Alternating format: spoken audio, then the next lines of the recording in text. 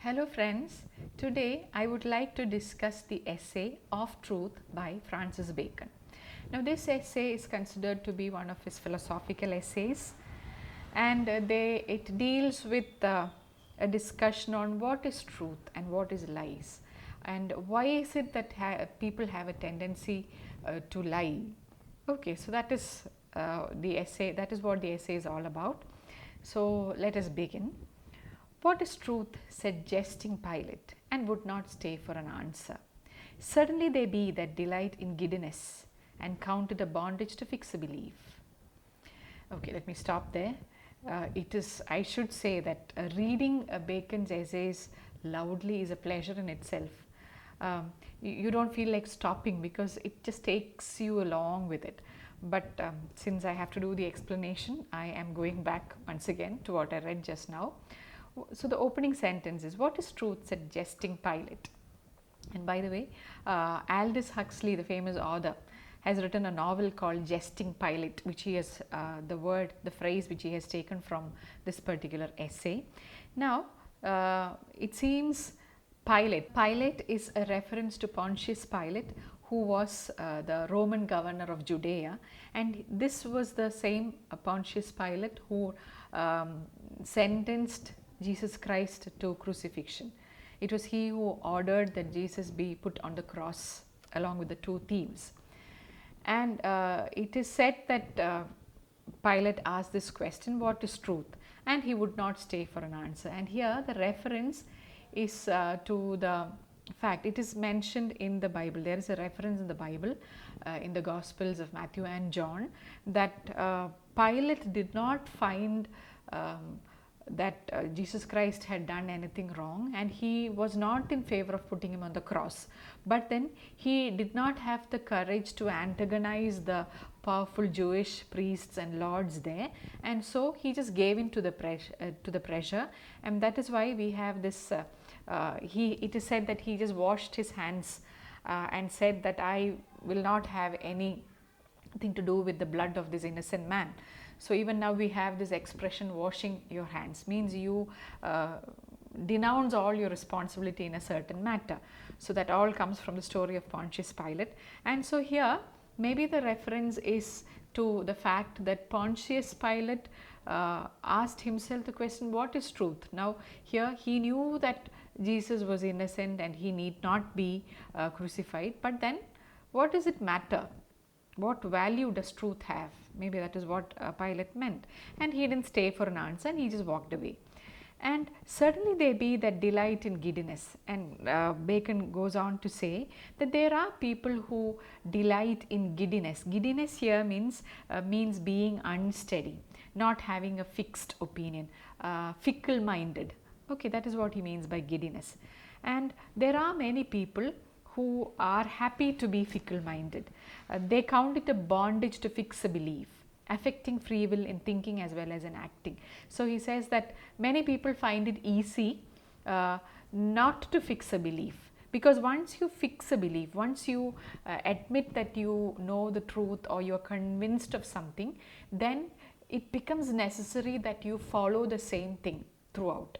But it's easier to be fickle-minded, saying that I don't believe in anything, because you can change your opinions according to the necessities. So that is why he says it is a bondage to, some people consider it a bondage to fix a belief, and such people, they always act as if they advocate free will in thinking as well as in acting. Life is easier this way because you can keep changing your opinions. What you said yesterday, what holds true yesterday may not hold true today. So you can keep changing your opinion. That is easier. But if you fix on truth, then life becomes very difficult. So most people prefer to be fickle-minded.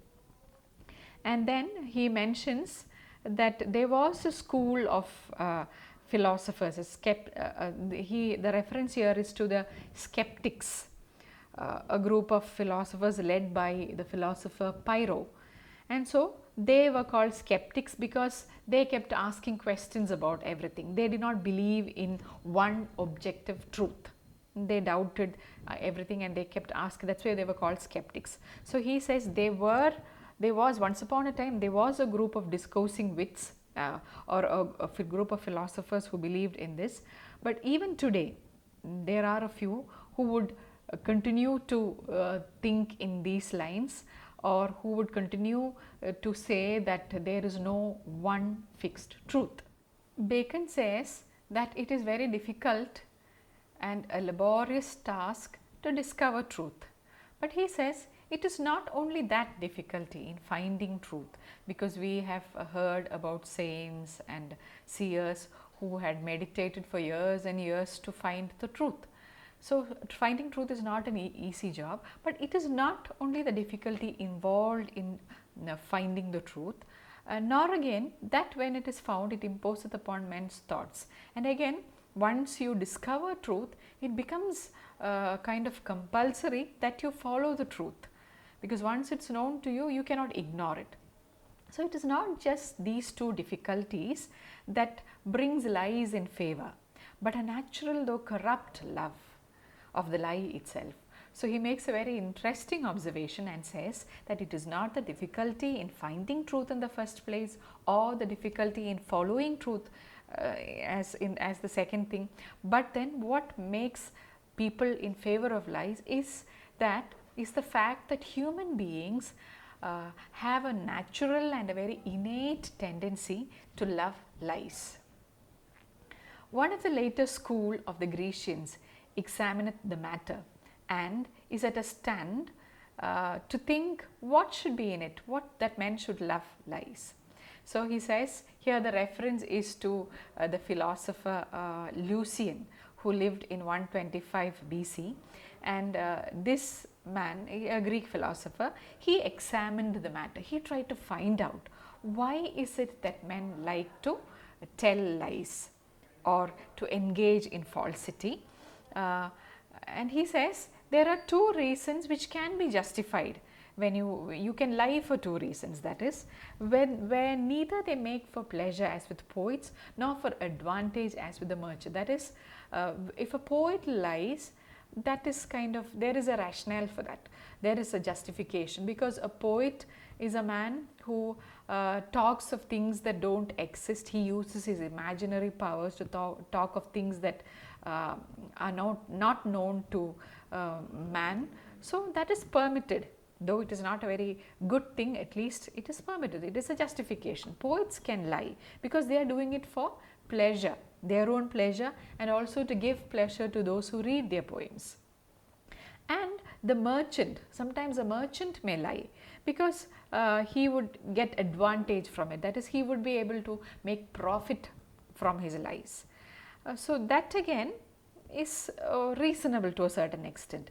But then what confused and confounded Lucian is the fact that people lie for the lie's sake itself. They don't have any specific justification, but they lie for the lie's sake. And Bacon tells us, but I cannot tell, that is, I cannot really explain, but then the same truth is a naked and open daylight that doth not shew the masks and mummeries and triumphs of the world half so stately and daintily as candle lights. Now comes this wonderful comparison he makes between truth and lies. He says truth is like the naked and open daylight, whereas falsity or falsehood or lies is like the candlelight. Now I guess the idea becomes clear. And he says that the masks and mummeries and triumphs, now all these are various forms of drama. Masks and mummery, again, it's a kind of a comical show. Triumphs, again, these are all related to drama. So he says that these art forms, they look better at night when there is a lot of artificial lighting. It looks more attractive and people like to view these things at night. And he says that this in the daylight, things don't look very attractive because they are revealed in all their essential reality or truth. And so that is why he says truth is like the open and naked daylight, whereas lies or falsehood is like the candlelight. Now it is very true that when you look at yourself in the mirror, in the daylight, you don't find yourself very attractive. You see all the blemishes on your face, you see even the smallest pimple on your face, you see the signs of aging. Whereas if you look at yourself in the candlelight, you find yourself looking more attractive, because the soft light of the candle, the soft glow that a candle emits, it hides many things. It shows you only what you want to show. So you don't see any of the marks on your face, you don't see maybe the light, the grey hairs that have been peeping in, you don't see the pimples on your face. So all the blemishes are hidden, and only a very rosy picture of yourself is shown. And so definitely, which would a person prefer, to look at oneself in the daylight or the candlelight? Naturally, it is the candlelight that is more attractive. So I guess there we talk about candlelight dinners being very romantic. So there may be many reasons as to why a candlelight is romantic, but definitely I'm sure that one reason is that it makes you look more beautiful, and it hides many of your blemishes. So that is the comparison that Bacon makes between the daylight and the candlelight, and it is something that all of us can understand. And again he goes on to compare truth. He says, truth may perhaps come to the price of a pearl that sheweth best by day, but it will not rise to the price of a diamond or carbuncle that sheweth best in varied lights. So one more comparison, he compares truth to the pearl. A pearl looks best in the daylight because it doesn't reflect light or emit light, whereas if it is the diamond or the carbuncle, a carbuncle again is a precious stone which is red or brownish in color, and both these stones, whether it's a diamond or a carbuncle, they look best in varied lights or in candlelight, because they reflect light and they shine brilliantly when the light is dimmer, because the beams of light goes in and it comes out more brighter. And so truth is compared to the pearl, and falsehood is compared to diamonds and carbuncles. And he says, a mixture of a lie doth ever add pleasure. Doth any man doubt that if they were taken out of men's minds, vain opinions, flattering hopes, false evaluations, imaginations as one would, and the like, but would leave the minds of a number of men poor shrunken things, full of melancholy and indisposition and unpleasing to themselves. Now a quick explanation for that long line. He says that life becomes more livable, or it becomes more pleasurable when you add a pinch of lies to it, falsehood to it, because most of us live with the help of or the support of hopes and dreams and our own opinions about certain things which often may be wrong. So he says, what would happen if all these hopes and false aspirations and dreams are taken away from our minds? We would be left as shrunken things, because it is dreams and hopes that give us the impetus to look forward in life and to hope that better things will happen to you in future, and that would help you to go through it. It would sustain your life and give you the push that is very needed for us to move forward in life. So what happens if all these things are taken away? There would be nothing remaining in life. So that is why he says, that is exactly why people like to believe in a little bit of falsehood, though they know it is falsehood. And he goes on to the next line. One of the fathers in great severity called poesy venam demonum, because it filleth the imagination, and yet it is but with the shadow of a lie. That is one of the fathers, he means one of the authorities of the church. It might be a reference to Saint Augustine, who said that poetry should be banned because poetry poisons the mind. He called it venam demonum, or the food or wine of the demons, because he believed that poetry distracts men's minds, it takes them away from truth, and it corrupts the minds of men. And so here again he says that the priest called it venam demonum, or the wine of the demons, because it fills the mind with a lot of falsehood. because poetry basically is based on imagination, which is oftentimes false. And but he says such lies, that is such innocuous lies that don't create any harm, can just be allowed to pass. Lies that when you read a poem for at least for some time, you there is a willing suspension of disbelief, as Coleridge has said, but he says that is okay. That kind of believing in a lie for some time when you read a poem, that is fine.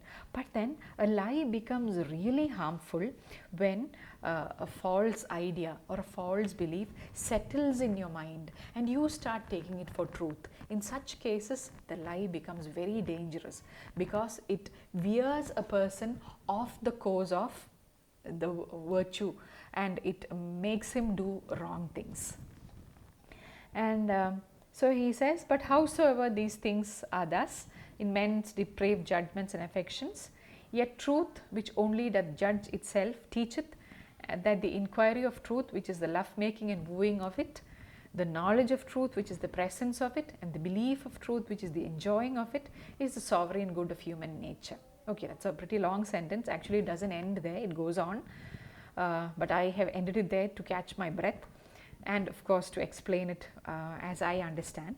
So he says, it is true that lies are attractive. It is true that it is easier to believe in falsehood, but the fact remains that the pursuit of truth, it is the inquiry of truth and the knowledge of truth, that is the realizing of truth, and the belief in truth or the pursuit of truth is the ultimate good of human nature, sovereign good of human nature. So the greatest good a man can do is to discover, is to go after truth, to discover truth and to make it his guiding principle. That's the best thing that a human being can do.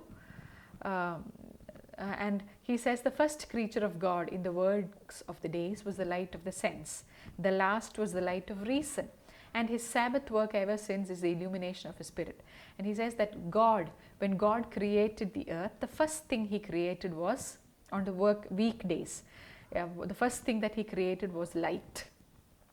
Okay, and light of the sense, which can be apprehended by our eyes, which you can see.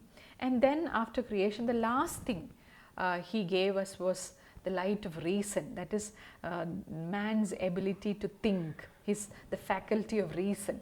That was the last thing that God created. And after that, after the creation, on the seventh day, God went into his Sabbath. And ever since, after he put an end to the creation, what God has been doing is that God has been trying constantly to illuminate man's spirit. So God's greatest gift to mankind is this ability of reason, is the capacity to think, his intellectual ability. And God since then has been trying to pour more and more light into the soul of man, into the spirit of man. So first he breathed light upon the face, that is the light that can be seen, of the matter of chaos. So there was chaos or darkness everywhere, and into that darkness God breathed light, and then he breathed and inspired light into the face of his chosen. That is, he gave the light of reason. And so what Bacon is trying to say is that using this power of reason, man is expected to find truth and to sustain his belief in truth. That is what God wants us to do. Now he goes on to another reference. The poet that beautified the sect that was otherwise inferior to the rest saith excellently well. So here the reference is to this poet called Lucretius, who was a part of the sect called Epicureans, the seekers of pleasure. That is why he says the others were inferior. So Lucretius has made a statement, and this is what Lucretius said: "It is a pleasure to stand upon the shore and to see ships tossed upon the sea, a pleasure to stand in the window of a castle and to see a battle, and the adventures thereof below. But no pleasure is comparable to the standing upon the vantage ground of truth." So this is what Lucretius said, that when there is a storm in the sea and the ships are being tossed, it is a pleasure to stand away from this, to stand on a hill upon the shore, safe and sound, away from the fury of the winds and the sea, and to look at ships being tossed there. Similarly, yet another pleasure is to stand inside the castle at the window, and there is a battle going on outside. So you are safe, but you can see the whole thing, the battle being fought. And he says both these are very pleasurable experiences because it doesn't harm you. You are on a safe vantage point. But according to Lucretius, the best pleasure, the greatest pleasure, is to stand on the vantage ground of truth. That is, to be the one who has realized the truth of life, and to see the others groveling in the among the mists and tempests in the vale below. That is, all the other people who haven't yet realized the truth of life. They are wallowing in the sorrows of life. They are committing mistakes. So this is the greatest pleasure, to be able to stand above them and look at them with an understanding that they don't have.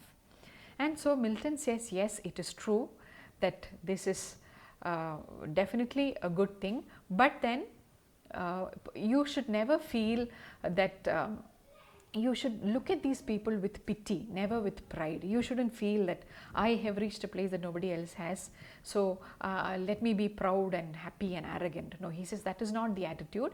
You should look at the others, the less fortunate ones who haven't discovered the truth, with a lot of pity and sympathy. And he, in the next sentence, he says that the greatest happiness for a human being is to have his mind move in charity. Charity here means love, an all-encompassing love, and to rest in providence. Providence is the unshakable truth in God, and to turn upon the poles of truth, that is, to be guided by truth. So to possess a love for everybody, and to believe in God, that God will take care of you, and to be guided, to have a steady allegiance to truth, to allow truth to be your guiding principle, is the best thing that can happen to a human being. That's why he says it is heaven on earth if you achieve such a condition of bliss. It is a blissful condition. There is nothing more that a man can hope for. So the discovery of truth and your belief of truth, along with your belief in God, is the greatest thing a human being can achieve. Now he says that so far I have been talking about theological or philosophical truth. Now let me talk about truth in civil business or in day-to-day businesses of ordinary men in the practical life. And he says that it will be acknowledged even by those that practice it not, that clear and round dealing is the honor of man's nature. That he says that even people who don't practice truth admit that they have great respect for people who are honest. So Bacon is of the opinion that even liars and deceivers, they too respect people who follow truth. And that mixture of falsehood is like allay in coin of gold and silver, which may make the metal work the better, but it embaseth it. So he says that often we add other alloys to gold. Now we know that pure gold is 24 carat, means it's full gold. There is no other metal mixed there, alloy mixed there. But then this gold, the pure gold, cannot be used to make ornaments, intricate designs, because it is easily breakable. And so to make gold more malleable, we use what is called this 22 carat gold, because there you have zinc and copper and such alloys being mixed to make gold more flexible and pliable and malleable, so that you can make ornaments with it. So though the mixing of alloys would kind of make the metal work better, definitely it degrades the purity of the metal. So what he says is that it is true that you sometimes have to mix falsehood, but that doesn't, you have no justification for that at all. It definitely makes you a baser kind of person. And now he refers to the winding and crooked. For these winding and crooked courses are the goings of the serpent, which goeth basely upon the belly and not upon the feet. Now here the reference is to the serpent who tempted Eve, who went to the Garden of Eden and tempted Eve into disobeying God. And so God had punished the serpent, saying that for your vile act you are cursed, you are going to grovel in the earth and eat the dust. So you are going to be the basest of all creatures. So he says falsehood is the doing of the serpent which goes on its belly, which crawls on its belly. So falsehood definitely is not a thing to be appreciated. There is no wise, he says, that doth so cover a man with shame as to be found false and perfidious. So the greatest evil for a man is to be discovered that he is a liar, that he practices falsehood, that he is a treacherous man, a perfidious man, a treacherous man, a man who cannot be trusted. That is the greatest vice of a man. So why is being a false person, being a liar, the greatest vice? He gives us a reason and he credits it to the essayist Montaigne. Montaigne has made a study on this particular point, why the lie should be such a disgrace, and this is the reason that he comes up with, Montaigne comes up with. If it be well weighed, to say that a man lieth is as much to say as that he is brave towards God and a coward towards men. So this is what makes a liar a very base kind of a person, because when a person lies to a man, what he is trying to do is he is being brave towards God, because you tend to tell a lie to a person standing in front of you because you want to escape from the immediate consequences of the truth. You do not have the courage to admit to this person that you do not have the courage to admit the truth to this person. Maybe you have done something that is that the other person would not like, and so you don't have it in you to admit to him that something I have committed a mistake, this is what I did. But you know that ultimately you will have to answer to God for every sin that you commit. So when you say a lie, you are answerable to God. But what a man, for us it's easier to think that we'll deal with God later. God is going to ask us the reason at a later date. Then we can answer. Now our immediate concern is somehow to get rid of this man who's standing in front of us. That is why he says that man oftentimes is brave towards God and coward towards men. So this is a very big sin, because ultimately you are answerable to God. God is the reckoner. You do not have to bother about convincing the human beings on earth, because God is the one who created you, and He is the authority to whom you have to give the reasons for all your doings. And so that is why Montaigne says that being a liar is a very bad thing, because you are ignoring God, or you are kind of insulting God, you are showing disrespect to God. And so the essay continues, for a lie faces God and shrinks from man. Surely the wickedness of falsehood, the breach of faith, cannot possibly be so highly expressed as in that it shall be the last peal to call the judgments of God upon the generations of men, it being foretold when Christ cometh, he shall not find faith upon the earth. So what he said, now he refers to the doomsday or the last judgment. There will be a day when every man will be asked to account for his sins, for his actions on earth. And then the liars will be considered the greatest sinners, because they will be asked, God will ask them the reason for why they lied. And so falsehood is the height of wickedness, and this will invite the wrath of God. Above all the other sins, God would be very angry to those people who have committed falsehood or who have lied. Okay, so this is how he ends the essay of truth. So there are a lot of complex ideas, philosophical ideas in the essay.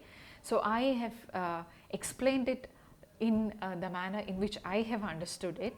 I hope it has benefited you. So please do read the essay and spend time on it, think about it to fully understand the profundity of this wonderful essay.